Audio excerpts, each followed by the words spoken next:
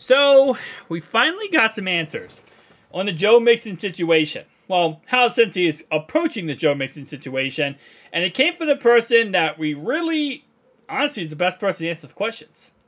The offensive coordinator, Brian Callahan. Now, he talked about on the Locked on Bengals podcast, he was asked about how is he going into this draft when it comes to possibly drafting a running back. Because if we're being honest on this channel, we've talked about this over the last couple of months, there are chances that Joe Mixon does get cut for the Cincinnati Bengals. It's a very decent chance. Right now, it's 50-50. The most recent report was they're going to give him an ultimatum. He either, number one, takes a pay cut, or he gets cut. One or two options here.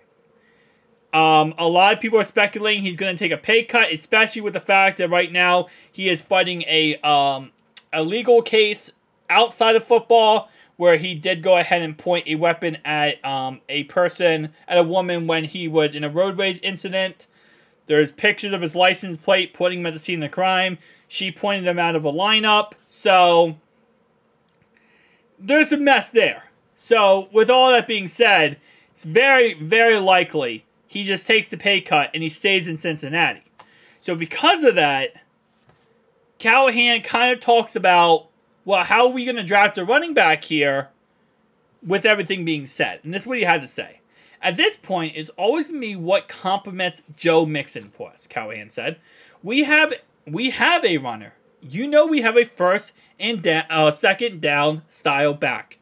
So you try to find things that complement that. And that's going to be things in the passing game. That's going to be a protection role that's moderately played.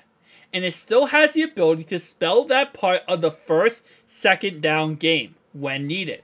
So you really want more of an all-around that's a little bit leaner in the pass protection and pass game quite a bit, because that's where we're light in our running back room makeup at this point. So what he's saying is, you want someone who's going to complement him. You want someone who's a 1A, 1B with Joe Mixon. You're not trying to find his replacement, is what Callahan is saying here. Because if you take someone like Tank, which I've talked about many times, Tank Bigsley, he is a bell cow back. He is a between the tackles. He's a Joe Mixon replacement. That's what he is. He's pretty much the same equivalent of Joe Mixon. I think Joe Mixon actually has better hands than him and better route running ability than Tank. But Tank is a bell cow first, second down back. What Callahan right here is saying is that would not, no, that we're not looking for that. Because we're not looking to replace Joe. We're looking for one simple thing. Someone to complement that. So that's where you start looking at someone like Deuce. Deuce in the draft has a really, they call him like a one-trick pony because he's a one-play tutty type of guy. He can play halfback out of the backfield, but he reality-wise is kind of a receiver. And he does have really good route running ability and really good hands. And there are some running backs in this draft who have really good route running ability and really good hands. Now, not every single one is good at pass protection, but that's what I think Callahan's kind of alluding to, is we're looking toward guys that can do that. Who can, pass protect and be a receiving back. Yes, it would be nice if you can find a guy who's all the above, who can be a bell cow back, a receiving back, and pass protection. But if there's three things they're looking for, the two they want, number ones, is pass protection and receiving. Because they want that explosive player out of the backfield. That's why we've talked about many times where if pick 28, Bijan Robinson's on the board, you're taking Bijan Robinson. Because Bijan Robinson is pretty much a mix of all of that. He can do everything. He can be in between the tackles. He can be the receiving back. He can do everything you need him to do. And that's something that, we also see from Gibbs, who possibly could be available. Obviously, he'll be available at the Bengals 28 pick. Probably won't take him there. But if he's available in the second round for some crazy odd reason, yeah, he is also one of those guys. Now, again, you got Tank, who's a between the tackles bell cow. And there are some bell cows in this draft. There are some guys who literally couldn't catch a cold if you gave them a cold. he would drop it and it'd be like, wow, I didn't have a cold because I dropped it. And there are other guys who can catch the ball and really, you know, be that elite level receiver. And again, I've said this many times, I think this is why if they were to, and again, they're not going to, based on what I understand, have traded or were to trade for Austin Eckler. That's why I love Austin Eckler more than anything to Cincinnati. I think Austin Eckler to Cincinnati would be the game changer. It would change this whole entire team. This team right now is we're going to win the Super Bowl probably in the next 10 years. I say like 3 or 4 times. You add Austin Eckler, you're saying 7 to 10 times. Because you give Burrow a electrifying weapon like Austin Eckler in that backfield, plus Jamar Chase, plus T. Higgins, plus Tyler Boyd, plus Irv Smith, plus possibly Michael Mayer.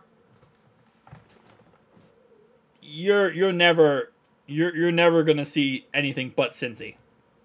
Cincy's gonna be that AFC champion every year.